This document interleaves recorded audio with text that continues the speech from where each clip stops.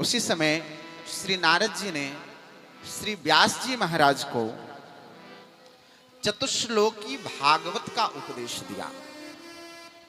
यह श्रीमद् भागवत महापुराण पहले 4 श्लोकों में था। व्यास जी ने कहा कि हे नारद जी महाराज, आप मुझे ये बताएं कि क्या भगवान के नाम का, भगवान के लीलाओं का गुणानुवाद करने से क्या जीव का कल्याण हो जाएगा? इसका कोई प्रमाण है आपके पास? नारद जी ने कहा कि व्यास जी, मैं आपको क्या प्रमाण दूं? मैं बहुत दूर की बात आपसे नहीं करता। मैं अपने जीवन में घटित घटना के विषय में ही मैं आपको बताता हूं। और देखिए कि भगवान के नाम की महिमा कितनी है। आप जरा ध्यान से सुनिएगा। हे व्यास जी महाराज, मैं पूर्व जन्म में एक दासी का पुत्र था। जब मेरा जन्म हुआ, जन्म होते ही मेरे पिता गुजर गए। मेरी मां असहाय हो गई। वो मुझे अपने गोद में लेकर के नगर में भ्रमण करती, पर किसी ने भी मेरी मां को आश्रय नहीं दिया। हे व्यास जी महाराज, मैं आपको क्या बताऊं, मेरी मां संतों के आश्रम में, ऋषियों के आश्रम में चली गई।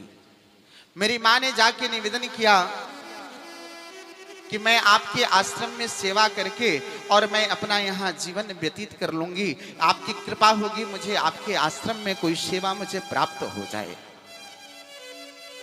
संतों ने कृपा करके मेरी मां को आश्रम की सेवा में रख लिया।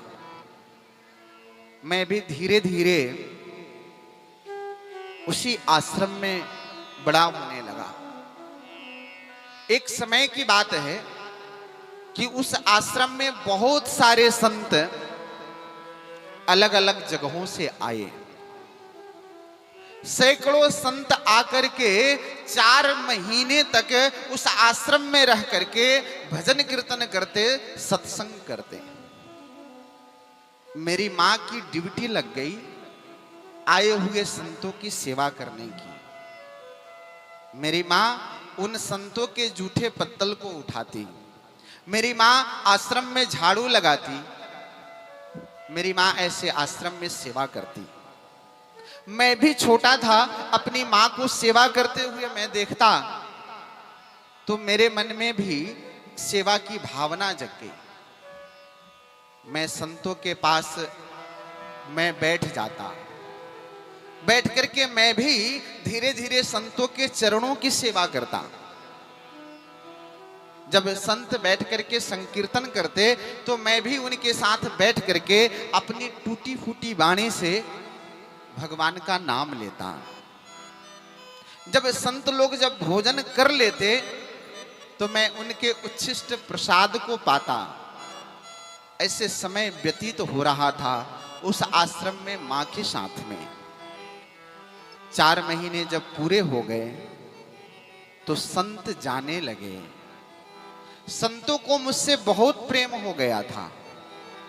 मेरा भी मन संतों में चिपक गया था और मेरा मन था कि मैं इन संतों के साथ में चला जाऊं। मैंने मन में विचार किया, मैं जाने के लिए इन संतों के साथ जब मैं तैयार हुआ तो संतों ने मेरा हाथ पकड़ करके रोक दिया। कहा कि देखो, तुम अभी बहुत छोटे हो और तुम्हारी मां ने हम सबकी बहुत सेवा की है, और यदि तुम्हें हम लेकर के अपने साथ चले गए तो तुम्हारी मां कहेगी कि जिन संतों की मैंने सेवा की वही संत हमारे प्राण के आधार को लेकर के चले गए। मां के जीवन में पुत्र ही प्राण का आधार होता है। इसलिए बेटा, तुम अभी मेरे साथ मत चलो। मैं तुम्हें एक मंत्र दे देता हूं और तुम अपनी माँ के साथ रह करके तुम इस मंत्र को जाप करना। जब तुम्हारी माँ इस संसार को छोड़ करके चली जाएं, तब तुम हमारे पास आ जाना। संतों ने मुझे एक मंत्र दे दिया और संत आश्रम से प्रस्थान कर गए। मेरा मन तो बहुत था जाने का, लेकिन मैं जा नहीं पाया।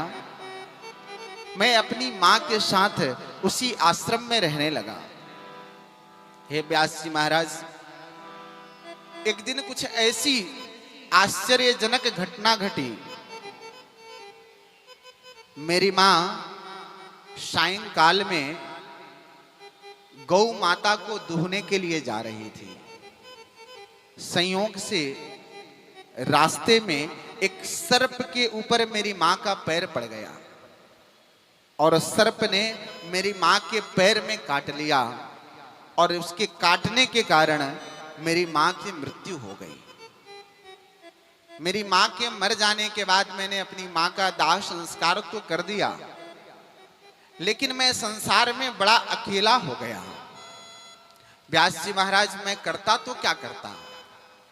मुझे संतों के वचन याद आ गए कि जब तुम्हारी मां जब इस संसार से चली जाए तो तुम्हें जो मैं मंत्र दिया हूं, उस मंत्र को लेकर के उस मंत्र को जपते हुए तुम मधुवन में आ जाना। नारद जी अपने पूर्व जन्म का वृत्तांत वेद व्यास जी को श्रवण करा रहे हैं। कह रहे हैं कि हे वेद व्यास जी महाराज, मैं मधुवन में चला गया, वहां जाकर के एकांत में बैठ करके और भगवान के नाम का जाप करने लगा। जैसे ही मैं आंख बंद करके जाप करता तो मेरे हृदय में भगवान की दिव्य सुंदर तस्वीर प्रकट हो जाती। मैं जाप कर ही रहा था कि अचानक मेरे हृदय से भगवान का वह दिव्य तस्वीर गायब हो गया।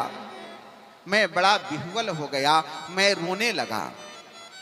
इतने ही देर में आकाशवाणी हुई कि बालक, अभी तुम्हारी तपस्या पूर्ण नहीं है, इसलिए तुम अपनी तपस्या पूर्ण करो और उसके बाद तुम हमारे धाम को आना।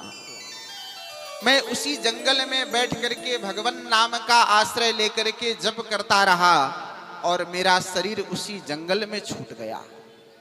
हे व्यास जी महाराज, मैं आपसे क्या निवेदन करूं कि भगवान नाम की इतनी महिमा है कि जब मेरा शरीर छूटा तो मुझे भगवान का लोक मिला और उस नाम की महिमा के कारण ही मैं आज ब्रह्मा का मानस पुत्र बनके और नारद बनके आज मैं आपके सामने उपस्थित हूँ। यही भगवान नाम की महिमा है। बोलिए वृंदावन बिहारी लाल की जय हो।